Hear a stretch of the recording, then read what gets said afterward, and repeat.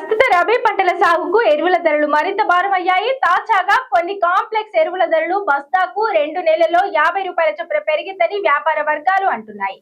ఇప్పటికే ఆర్థిక భారంతో సేద్యాన్ని నెట్టుకొస్తున్న అన్నదాతకు పెరిగిన ఎరువుల కాంప్లెక్స్ ధరలు అతి భారంగా మారింది.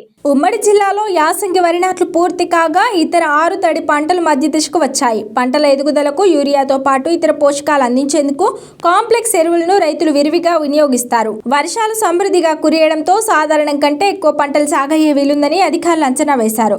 ఉమ్మడి పాలమూరు జిల్లాలో 76,903 ఎకరాలు 6 తడి పంటలు సాగులో ఉండగా 25,018 ఎకరాలు వరి పంట సాగు చేస్తున్నారు. సాగుకు తగ్గట్లుగానే అవసరం మేరకు ఎరువులను అందుబాటులో ఉంచేందుకు ప్రతిపాదనను జిల్లా వ్యవసాయ అధికారులు పంపించారు. యూరియా ఎక్కువగా వినియోగిస్తుండటంతో నియంత్రించేందుకు ఫెర్టిలైజర్ బుకింగ్ యాప్ను ప్రవేశపెట్టారు. ఎరువుల వినియోగం పంటల సాగుకు తప్పనిసరి అయింది. సేంద్రియ వ్యవసాయంపై మొగ్గు చూపాలని ప్రభుత్వాలు అధికారులు అవగాహన కార్యక్రమాలు నిర్వహిస్తూ సూచన చేస్తున్నా వాతావరణ పరిస్థితులు అందుకు అనుకూలించడం లేదు. దీంతో అన్నదాతలకు రసాయన ఎరువుల వినియోగం తప్పనిసరి అయిపోతుంది.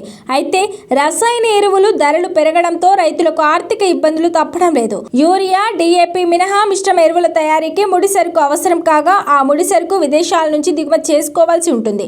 అంతర్జాతీయ మార్కెట్లో వీటి ధరలు అధికంగా పెరగడంతో దేశంలోని ఎరువుల ధరలు అమాంతంగా పెరిగినట్లు ప్రచారం నడుస్తోంది. గతంలో కాంప్లెక్స్ ధరల్లో ఎక్కువగా ఉండడంతో యూరియాను కలిపి అధిక మోతాదులో వినియోగించేవారు ఇప్పుడు యూరియాను ఎకరానికి 2 బస్తాల చొప్పున 3 దఫాలుగా ఆన్లైన్లో బుక్ చేసుకొని పొందాల్సి ఉంటుంది.